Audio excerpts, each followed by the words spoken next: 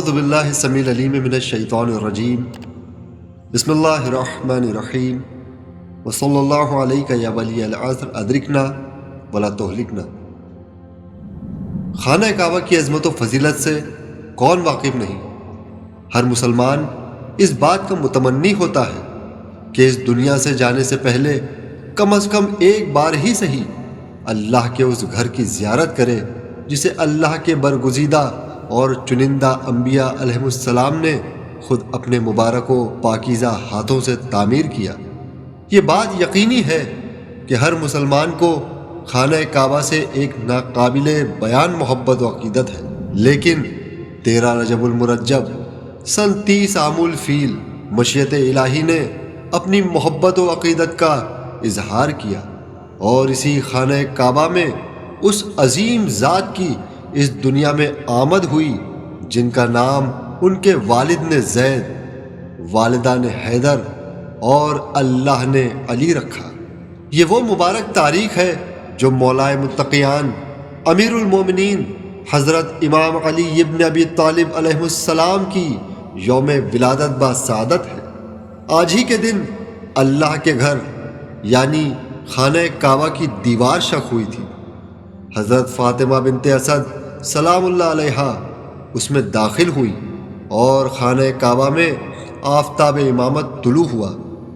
3 دن بعد جب آپ خانہ کعبہ سے باہر تشریف لائیں تو آپ نے امام علی علیہ السلام کو خاتم الانبیاء حضرت محمد مصطفیٰ صلی اللہ علیہ وآلہ وسلم کی آغوش مبارک میں دیا اور امام علی علیہ السلام نے آغوش رسالت میں اپنی آنکھیں کھولی۔ بالفاظ دیگر دنیا میں آتے ہی عالمین کے مولا نے عالمین کی رحمت کی زیارت کی اور ایک لمحے میں امام علی علیہ السلام نے بیت اللہ سے رسول اللہ کی آغوش کا پاکیزہ سفر طے کیا۔ یہیں سے امیر کائنات کے لامتناہی فضائل کی دنیا میں ابتدا ہوئی۔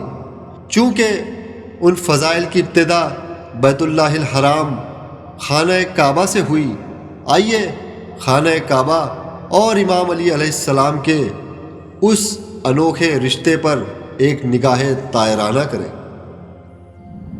تمام علماء اسلام اس بات پر متفق و متحد ہے کہ امام علی علیہ السلام کے علاوہ خانہ کعبہ میں کسی کی ولادت نہیں ہوئی۔ مصر کے مشہور الازہر یونیورسٹی سے تعلق رکھنے والے اہل تسنن عالم شیخ مومن شبلنجی نے اپنی کتاب نور الابصار فی مناقب آل بیت النبی المختار صلی اللہ علیہ وآلہ کے صفحہ 156 پر حضرت امیر المومنین علیہ السلام کی سوانح حیات کا تذکرہ کیا ہے۔ اسی صفحے پر ابتدا میں ہی یہ درج ہے وَلَمْ يُولَدْ فِي الْبَيْتِ أَحَدٌ قَبْلَهُ سِوَاهُ، یعنی اور آپ کے علاوہ آپ سے پہلے کسی کی بھی ولادت خانہ کعبہ میں نہیں ہوئی ہے۔ عالم اسلام کے اکابر علماء اس بات پر متفق ہیں کہ امام علی ابن ابی طالب علیہ السلام نہ صرف تنہا مولود کعبہ ہیں بلکہ آپ کا مقام و منزلت مثل خانہ کعبہ ہے۔ مشہور اہل تسنن عالم ابن عساکر نے اپنی کتاب تاریخ دمشق میں جلد 42 صفحہ 355-356 پر نقل کیا ہے کہ حضرت رسول خدا صلی اللہ علیہ وآلہ وسلم نے ارشاد فرمایا مثل علی فیکم او قال فی هذه الامہ کمثل الکعبۃ المستورہ، تمہارے درمیان یا اس امت میں علی کی مثال خانہ کعبہ کی طرح ہے جو غلاف میں۔ النظر الیہا عبادہ والحج الیہا فریضہ، اسے دیکھنا عبادت ہے اور حج کے لیے اس کے پاس جانا فریضہ ہے۔ ابن عساکر نے تاریخ دمشق میں جلد 42 صفحہ 356 پر رسول خدا صلی اللہ علیہ وآلہ وسلم کی یہ حدیث درج کی ہے جس میں لکھا ہے ذکر علی عبادہ، علی علیہ السلام کا ذکر عبادت ہے۔ یعنی ایک طرف خانہ کعبہ کو دیکھنا عبادت ہے تو دوسری طرف امام علی علیہ السلام کا تذکرہ کرنا لوگوں کے دل و ایمان کو ان کے فضائل سے منور کرنا بھی عبادت ہے۔ اللہ تبارک و تعالیٰ نے امام علی علیہ السلام کو جو شرف اور منزلت عطا کی وہ کسی اور کو عطا نہیں کی، اور وہ یہ کہ خانہ کعبہ میں سوائے آپ کے کسی اور کی ولادت نہیں ہوئی۔ امیر المؤمنین علیہ السلام کو وہی مقام و منزلت حاصل ہے جو خانہ کعبہ کو حاصل ہے، اور اس فضیلت میں بھی ان کا کوئی ثانی نہیں۔ جس طرح خانہ کعبہ کا احترام مسلمان پر واجب ہے، اسی طرح امام علی علیہ السلام بھی واجب الاحترام ہے۔ امام علی علیہ السلام پر کسی اور کو ترجیح دینا ویسے ہی ہے جیسے خانہ کعبہ پر کسی ایسی عمارت کو ترجیح دینا جس کی نسبت اللہ سے نہیں ہے۔ خانہ کعبہ لوگوں کی آمد و رفت کا محتاج نہیں، بلکہ حدیث نبوی کی روشنی میں لوگوں کی ذمہ داری ہے کہ وہ حج کے لیے خانہ کعبہ کی طرف جائیں۔ اسی طرح امت مسلمہ پر یہ فرض ہے کہ وہ مولا علی علیہ السلام کی بیعت کرے اور ان کی ولایت و امامت کو قبول کرے۔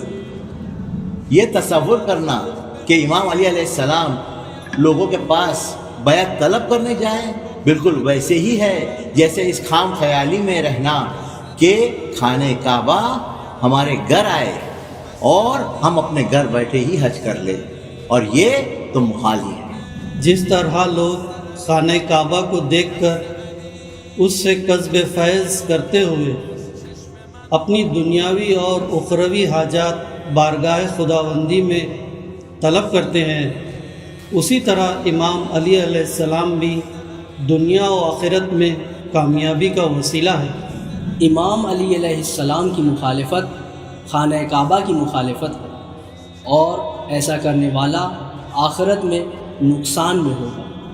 صرف وہی شخص امام علی علیہ السلام سے روگردانی اختیار کرے جس کے دل میں بیت اللہ کی محبت ہے۔ آج تمام مسلمانوں کا قبلہ و کعبہ ایک ہے۔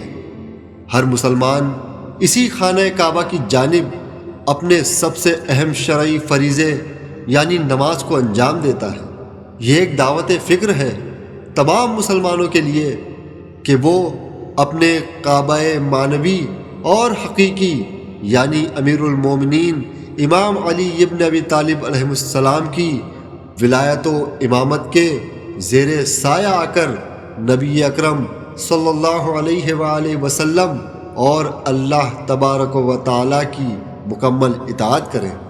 ہم امام علی علیہ السلام کے تمام عقیدت مندوں کو اس پرمسرت موقع کی تہ دل سے مبارکباد پیش کرتے ہیں، اور خداوند عالم کی بارگاہ میں یہی دعا ہے کہ اس مبارک تاریخ کے صدقے میں وارث امیر المومنین حضرت امام مہدی عجل اللہ تعالی فرجہ الشریف کے ظہور پرنور میں تعجیل فرمائیں، تاکہ پوری امت مسلمہ متحد ہو کر امام علی علیہ السلام کی ولایت کو اپنے دل و وجود میں ویسے ہی بسائے جیسے خانہ کعبہ کی محبت و عقیدت۔ آمین یا رب العالمین۔